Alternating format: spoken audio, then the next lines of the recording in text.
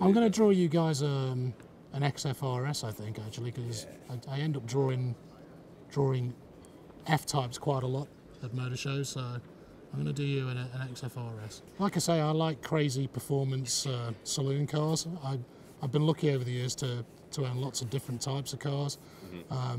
But before I worked at Jaguar, I used to drive things like Lancia Delta Integrales, which, you know, were homologation rally cars. Yeah, with the box arches and big... Yeah, you got it, yeah, you know, and that was always a kind of really cool kind of vehicle that I was well into as a kid.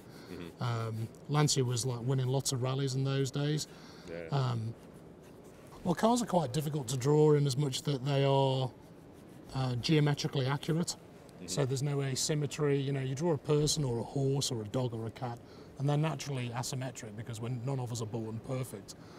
So there's a certain amount of license that you can apply because people don't expect everything to be perfect. But with cars, they are geometric, so you kind of got to get them right. You know, and again, that's part of the skill of what we have to do as car designers. It was more about us designing the best looking, best proportioned two-seater British sports car in the world today.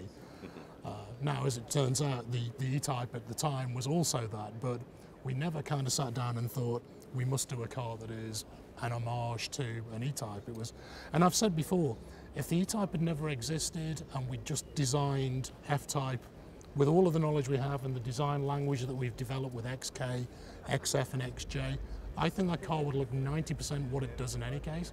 I think the only area where it does acknowledge E-Type, because it's just such a beautiful part of the car, is the rear three-quarter, the tail lamp graphic. Yeah. You know, and we kind of admit that because it's unique.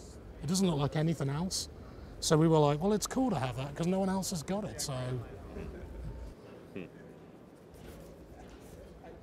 Right, so we've got the basics in there now, so I'm going to give some kind of shade and a bit of a horizon line on it. Well, for me, it's all about proportions and architecture. If you haven't got good fundamental proportions, no matter how beautiful the detailing you apply to the car beyond that point, the car's always going to be flawed.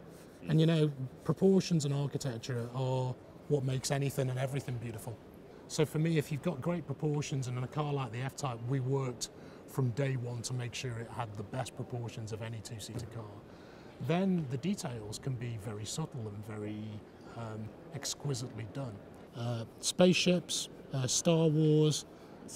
Star Wars, yeah. If you look at the lamp internals on F-Type or XF or XK, the shape of the unit that supports the bi-xenon unit is actually inspired by Darth Vader's TIE Fighter. And I kind of said to the guys that were working on that job, it would be really cool if the headlamps looked like a couple of models of TIE fighters in this beautiful glass presentation box floating in space, which is why we got like the gloss black internals around them so that you just see these two spacecraft sitting there. Cool. So stuff like that, aircraft, if you look inside an F-Type, the dynamic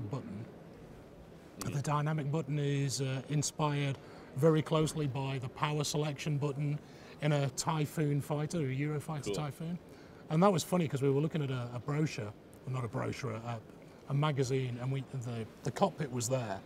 And we saw this button that looks like our dynamic button, or rather ours now looks like that. And it had combat, cruise, and economy. And we were like, that's hilarious that a frontline fighter aircraft has got an economy button in it. So we're like, well, that's got to be inspiration for our dynamic mode. So, yeah, so things like that, really. Yeah.